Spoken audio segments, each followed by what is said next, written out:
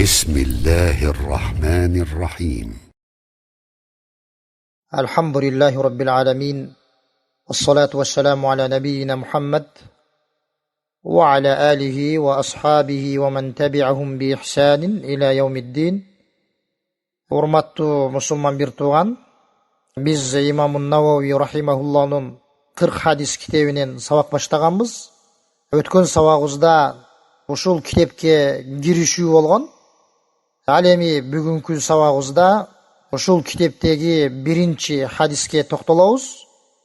Бул хадиске киришүүдөн алдын бул хадистин кыскача маанисин айтып кое турган болсок, Пайгамбарыбыз саллаллаху алейхи ва саллям бул хадисте ниет кылуунун зарылдыгын баяндайт. Инсандын амалдарында, ибадаттарында ниеттин зарыл экендигин баяндайт. Жана ошондой эле инсан ошол ниетине жараша соопко жетишерин. Эгерде ниети түз болбой турган болсо, ал жасаган амалынын сообунан куру калат экендигин баяндайт. Андыктан бул хадистин кыскача мааниси бул ибадаттарда, амалдарда ниеттин зарыл экендигин баяндоо. Биринчиден, бул хадисти ким чыгаргандыгына келе турган болсок, бул хадисти мухаддистердин имамы болгон имам Бухари Мухаммад ибн Исмаил жана имам Муслим ибн Хаджадж рахимахумуллах өздөрүнүн сахихтеринде алып келген. Бул эки имамдын китеби хадис китептеринин эң эле сахих хадистер жыйналган китеп болуп эсептелет. Бүт умма, бул үммөт бул эки китепти бир ооздон кабылдашкан. Кайсыл бир хадис эгерде имам Бухаридин сахихинде же имам Муслим рахимахуллахнын сахихинде келе турган болсо, же ушул эки китепте келе турган болсо, ал хадис сахих хадис болуп эсептелет. Бул биз азыркы ала турган хадисибиз ушул имам Бухаридин жана имам Муслимдин сахихтеринде келген. Жана да бул хадисибиз Умар радиаллаху анхунун риваятынан келет. Бул Умар радиаллаху анху биздин баарыбызга белгилүү Абу Хафс Умар ибн Хаттаб радиаллаху анху. Бул экинчи халифа болуп эсептелет. Пайгамбар саллаллаху алейхи ва салламдан кийин Абу Бакр радиаллаху анху падыша болгон болсо, андан кийин ошол Абу Бакр радиаллаху анхунун дайындоосу менен Умар радиаллаху анху халифа болуп, падыша болуп дайындалган. Бул хадисибиз ушул Умар радиаллаху анхудан келет бизге. Алымдар айткандай, бул амалдар ниетке жараша болот деген бул хадисибиз Умар радиаллаху анхудан гана сахих болуп келген. Башка сахабалардан келген, бирок алардан келген жолдор баары алсыз. Бир гана ушул Умар радиаллаху анхунун гана жолунан келген иснад бул сахих деп айтышкан алымдар. Бул Умар радиаллаху анхунун кээ бир өзгөчөлүктөрүнө токтолуп кете турган болсок, бул сахаба жаннат менен сүйүнчүлөнгөн 10 сахабанын бири болуп эсептелет. Пайгамбар саллаллаху алейхи ва саллям бир хадисте 10 сахабанын атын атаган, жаннат менен сүйүнчүлөп. Абу Бакр жаннатта, Умар жаннатта, Усман жаннатта деп.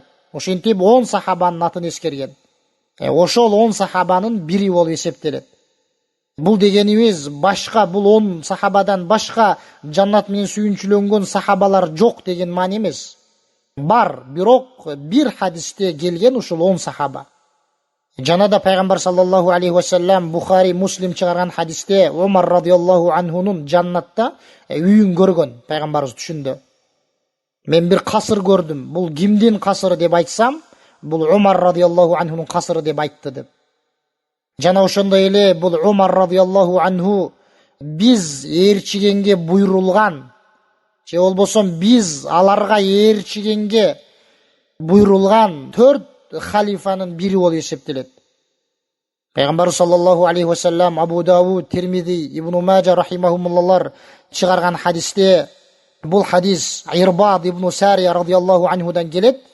Пайгамбар саллаллаху алейхи ва саллям бул хадисте алейкум би суннати, менин сүннөтүмдү бекем кармагыла, ва суннатил хулафаир рашидинал махдийин мин ба'ди.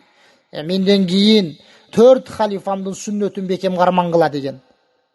Ошол 4 халифанын экинчиси Умар радиаллаху анху болуп эсептелет. Бул да хадис Умар радиаллаху анхунун өзгөчөлүгүн, фазилетин баяндайт бизге. Жана ошондой эле пайгамбарыбыз саллаллаху алейхи ва саллям бул Умар радиаллаху анхуга шейит болот деп күбөлүк өткөн. Же болбосом шейит болуп бул дүйнөдөн кайтыш болот деп кабар берген. Анас радиаллаху анхунун хадисинен келет. Бул хадисти имам Бухари өзүнүн сахихинде алып келген. Пайгамбар саллаллаху алейхи ва саллям Абу Бакр, Умар, Усман радиаллаху анхулар менен Ухуд тоосуна чыкканда, Ухуд тоосу кыймылдап, титиреп жиберет. Ошондо пайгамбар саллаллаху алейхи ва саллям айткан: "Усбут Ухуд. Ухуд, сен бекем болгун. Фа инна ма алейка набийюн ва сиддикун." Анткени сенин үстүңдө пайгамбар жана чынчыл Абу Бакр, башкача айтканда чынчыл жана 2 шейит бар деген. Бул 2 шейит Умар жана Усман радиаллаху анхулар. Пайгамбарыбыз айткандай эле кийин Умар радиаллаху анху Абу Лулу ал-Маджусидин колунан шейит болуп кайтыш болгон. Жана ошондой эле бул Умар радиаллаху анхунун өзгөчөлүктөрүнөн, фазилеттеринен бул сахабанын көптөгөн ойлору Аллах субханаху ва тааланын түшүргөн вахийине дал келген.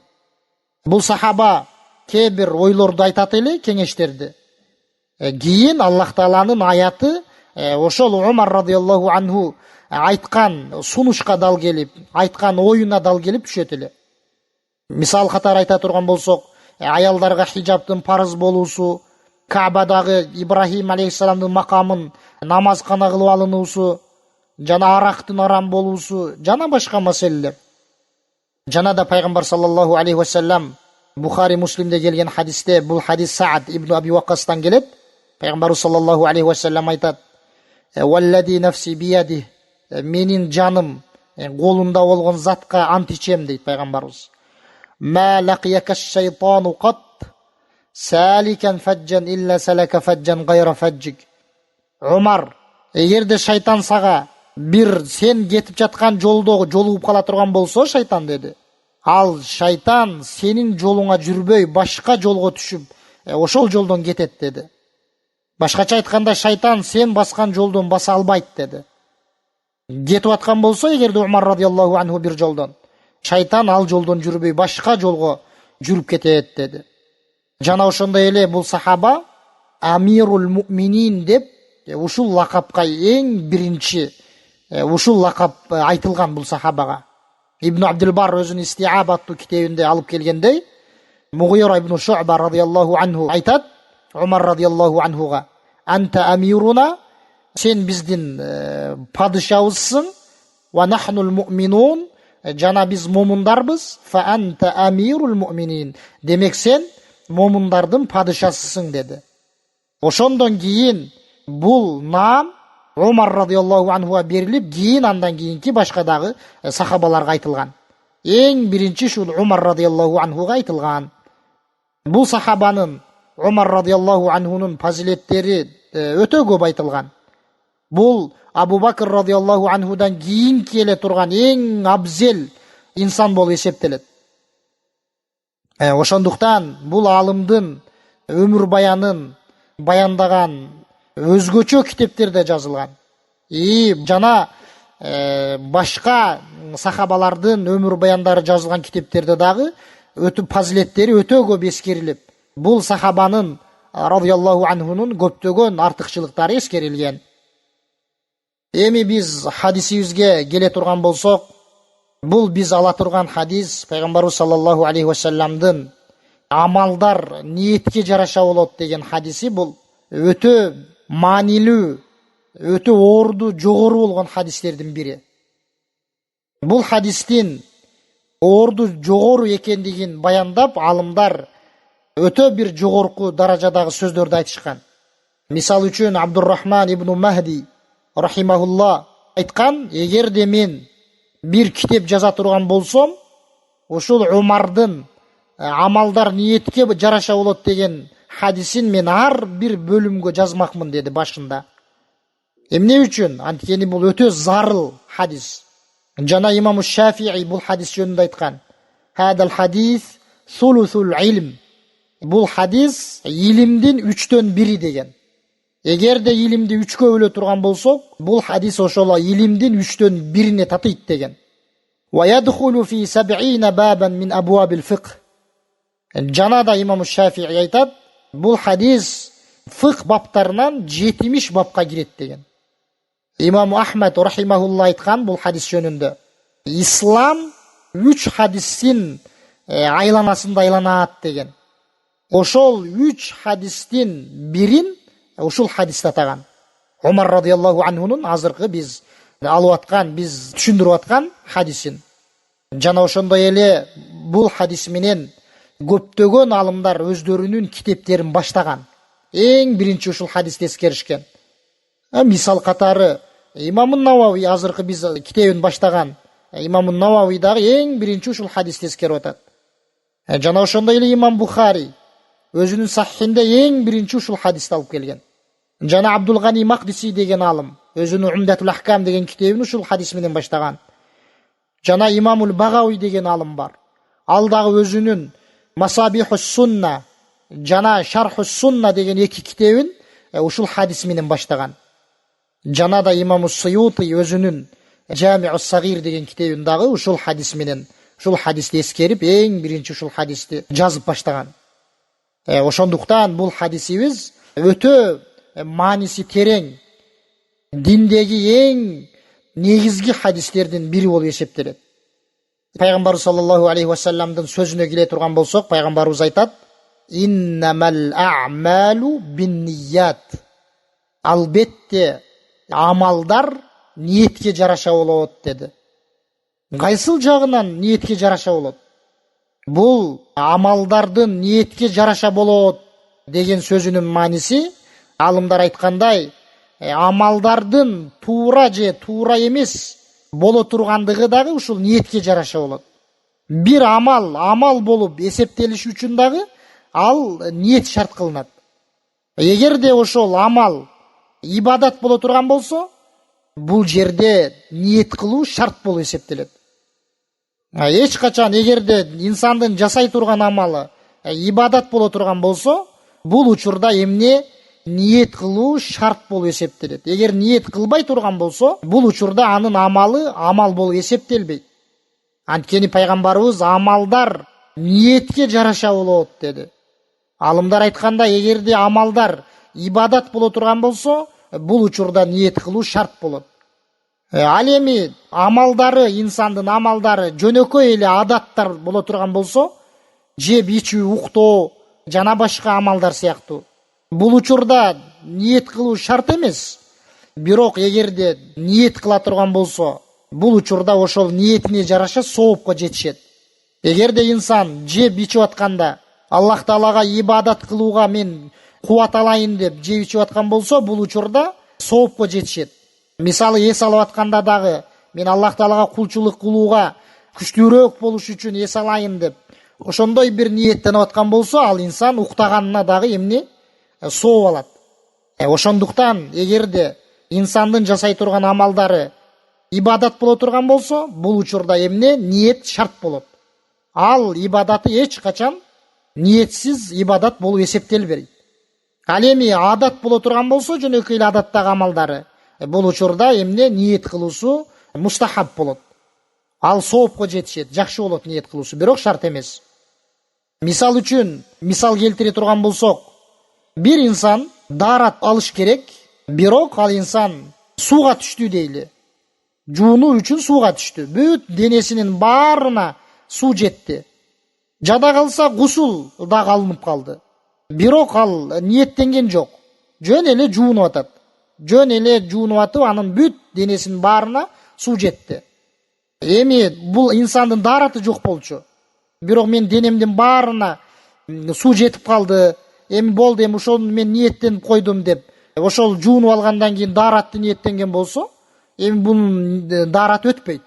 Эмне үчүн? Анткени ал ошол жуунуп аткан кезде ал дааратты ниеттенген жок.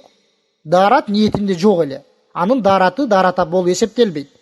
Сууга, бүт денеси менен сууга түшсө дагы. Мисал үчүн дагы бир мисал келтире турган болсок, бир инсан гусул алуусу важип. Гусул алуу керек, бирок гусул ала элек. Анан кийин ал инсан айтты, мен бир аз муздап алыш үчүн, сергип алыш үчүн жуунуп алайын деди, дагы жуунду. Гусул алгандай болуп жуунду. Бирок ал инсан кийин жуунуп бүткөндөн кийин эсине келди. Анын гусул алуу важибы бар эле.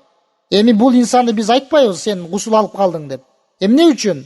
Анткени ал инсан гусул алуусунан алдын ниеттенген жок гусулду.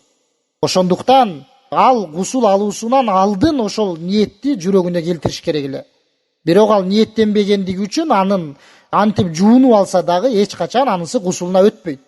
Ал башынан гусул алат, ниеттенип туруп. Ушул сыяктуу эле башка ибадаттар.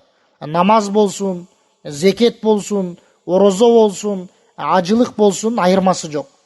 Сөзсүз түрдө эмне ниет кылуу шарт болуп эсептелет. Ал эми бул жерде пайгамбарыбыз саллаллаху алейхи вассаламдын айтып аткан сөзү амалдар ниетке жараша деп, амалдар деп айтып аткан сөзү бүт амалдардын баары кирет. Мисалы, дене мүчөлөр менен жасала турган амал ибадаттар, жүрөк менен жасала турган амал ибадаттар, тил менен жасала турган амал ибадаттар, бүт баары кирет. Жада калса кээ бир алымдар айткандай, бир нерсени таштоо дагы ибадат болот. Мисал үчүн, диндеги таштоого буйрулган же пайгамбарыбыз таштаган бир нерсе болсо жасабай, ошону инсан жасабай турган болсо, жасабай таштай турган болсо, бул таштаганы дагы ибадат болуп эсептелет. Эми бул жерден айтабызбы биз, бул таштап атканда ниет шарт деп? Жок, айтпайбыз. Бул жерде эгерде ниет кылса сооп алат, бирок шарт эмес. Эгерде бир пайгамбарыбыз саллаллаху алейхи вассалам бир таштаган амалды пайгамбарыбыз таштаган деп ниеттенип таштап аткан болсо, бул инсан соопко жетишет. Бирок сен пайгамбарыбыз таштаган нерсени таштаган учуруңда дагы ниеттенишиң керек деп айтабызбы? Жок, антип айтпайбыз. Анткени бул жерде ниет шарт эмес. Андыктан пайгамбарыбыз бул сөзүндө амалдардын туура же туура эмес болуусу бул ниетке жараша болот деди. Сөзүн улантып пайгамбарыбыз саллаллаху алейхи вассалам айтат: "Ва иннама ликулли имриин ма нава." Жана ар бир инсанга ниеттенген нерсеси болот деди. Ибн Раджаб рахимахулла айткандай, ниеттенген нерсеси болот деген сөзүнүн мааниси, эгерде инсан жасап жаткан ибадатынан сооп үмүт эте турган болсо Аллах Тааладан, бул учурда ал инсанга ошол соопко жетишет, ошол сооп болот. Ал эми сооптон башка нерсени ниеттенип аткан болсо, ал инсанга ошол нерсеси болот, бирок ал эмне? Ал нерсесинин сообунан куру калат. Жана ошондой эле ал ниетинин, жаман ниетинин жазасына жолугат. Ошондуктан инсан амал жасап атканда, ибадат жасап атканда эмнени ниеттенсе, ошол ниетине жетет Аллахтын алдында. Ошондуктан да пайгамбарыбыз саллаллаху алейхи вассалам тозок оту 3 түрлүү адам менен жанат дебедиби? Ошол 3 түрлүү адам, биринчиси илим үйрөнгөн адам. Бирок ал илим үйрөнгөндө ниети Аллах үчүн болгон эмес.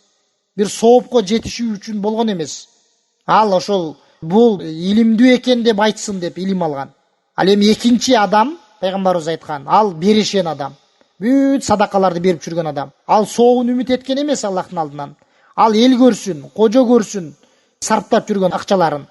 Ал инсан дагы тозоктогу эң биринчи жана турган инсандардын бири деди. Жана ошондой эле Аллахтын жолунда күрөшкөн адам. Ал дагы баатыр дешсин деп күрөшкөн, соопту үмүт эткен эмес. Калыс Аллах үчүн жасаган эмес амалын. Ал адам дагы эмне сообуна эч качан жетпейт деди пайгамбарыбыз. Алар менен тозок оту жанат деди. Ошондуктан бул бир эле ибадат. Эгерде эки адам жасай турган болсо ошол эле ибадатты, экөөнүн айырмасы өтө чоң болот. Бирок ниетине жараша. Бирөө ошол эле ибадатты жасап, ал күнөөгө, бир азапка дуушар болушу мүмкүн.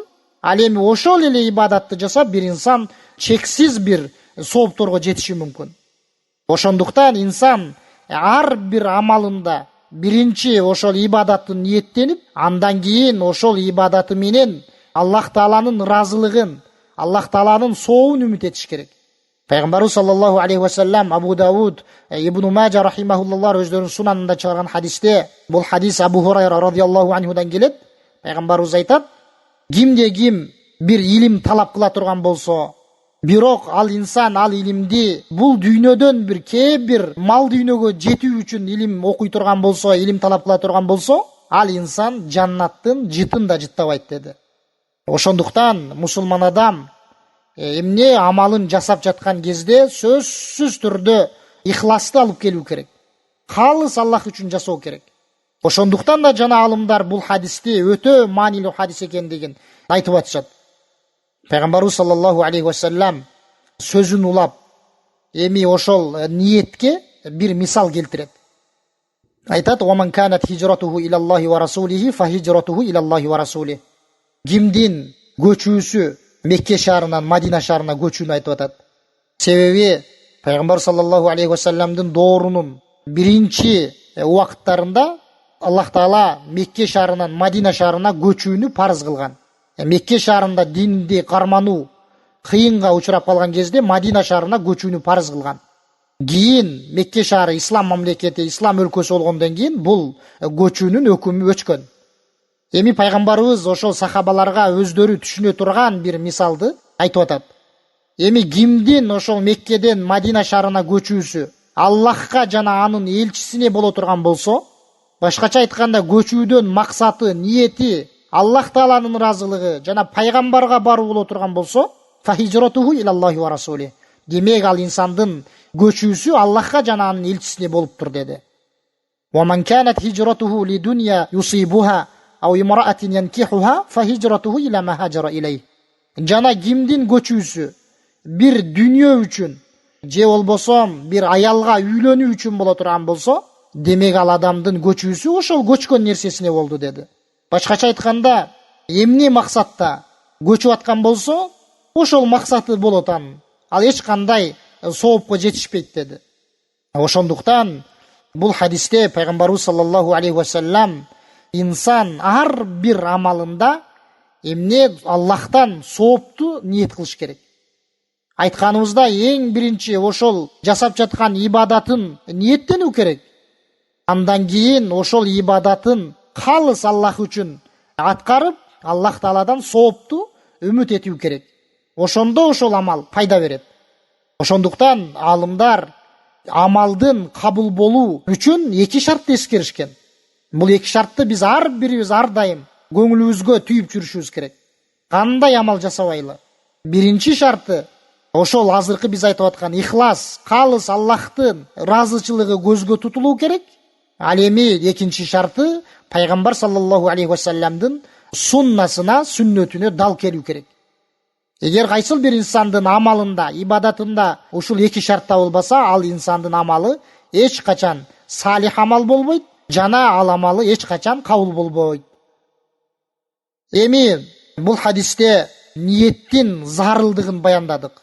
Ниет ар бир ибадатта парыз экендигин билдик. Эми бул ниеттин орду кайсыл жерде болот? Махаллун нийя деп коет алымдар. Ниеттин орду. Алымдар айткандай, бул ниеттин орду жүрөк. Жүрөк менен ниеттелет. Биз жанатан бери айтып аткан ниеттин зарылдыгы бул жүрөктө табылыш керек. Инсан ошол жасай турган ибадатын, жасай турган амалын жүрөгүнөн ниеттенүү керек. Тили менен айтуу шарт эмес. Жүрөгүнөн эгерде ошол жасап жаткан амалын билип ниеттенип аткан болсо, ошол жетиштүү. Бир гана кээ бир ибадаттар келген, тил менен айта турган ниетти, ажылык, умра сыяктуу. Бул учурда алымдар айткандай, тил менен айтылат ниет. Лаббайк Аллахумма хаджан, лаббайк Аллахумма умратан деп, ажылык умрада. Ал эми башка амалдарда эч качан пайгамбарыбыз саллаллаху алейхи вассалам тили менен ниет кылгандыгы келбейт. Ошондуктан ниеттин орду бул жүрөк. Жада калса кээ бир алымдар тил менен ниет кылууну бидат дешкен. Анткени пайгамбарыбыз саллаллаху алейхи вассаламдын амалында эч качан тил менен ниет кылуу келген эмес. Бир гана кээ бир ибадаттарда келген, айтканыбыздай, ажылык, умра сыяктуу. Ошондуктан бул ниеттин орду эмне? Кайсыл жерде? Бул жүрөктө. жүрөк менен жасаган ибадатын билип турган болсо ошол жетиштүү. Ал эми хадисибиздин аягында бул хадистен алына турган маселелерди жыйынтыктап айтып кое турган болсок, биринчиден ниетсиз амал жок. Эмне ниетсиз эч качан амал болуп эсептелбейт. Анткени пайгамбарыбыз амалдар ниетке жараша болот деди. Жана ошондой эле инсандын соопко жетишүүсү дагы анын ниетине жараша болот. Себеби пайгамбарыбыз ва иннама ликулли имриин ма нава. Жана ар бир инсандын ниеттенген нерсеси болот деди. Соопту ниет этсе, ошол соопко жетишет. Ошондуктан инсандын экинчи ала турган маселебиз соопко жетишүүсү дагы анын ниетине жараша болот. Жана ошондой эле ошол сооптон куруу калуусу дагы ошол ниетине жараша болот. Жана азапка дуушар болуусу дагы ошол эгер жаман нерсени ниеттене турган болсо, ошол ниетине жараша болот. Жана ошондой эле бул хадистен ала турган маселебиз бир нерсени түшүндүрүүдө бир мисал келтирүү мүмкүн экендиги. Себеби пайгамбарыбыз Мекке шаарынан Мадина шаарына көчүүнү мисал келтирип айтты. Жана ошондой эле көчүүнүн, хижрат кылуунун артыкчылыгы бар. Себеби пайгамбар саллаллаху алейхи ва саллям бул мисалды келтирип атат. Мекке шаарынан көчүү парз экендиги мансух болгон, ал өкүм өчкөн. Бирок башка жактарда эгерде ошончолук кыйынчылык учурап динди кармоо мүмкүн эмес болсо, бул учурда шариятта бар көчүү. Бул хадистен ала турган пайдаларыбыздан айтканыбызда эмне хижрат кылуунун артыкчылыгы.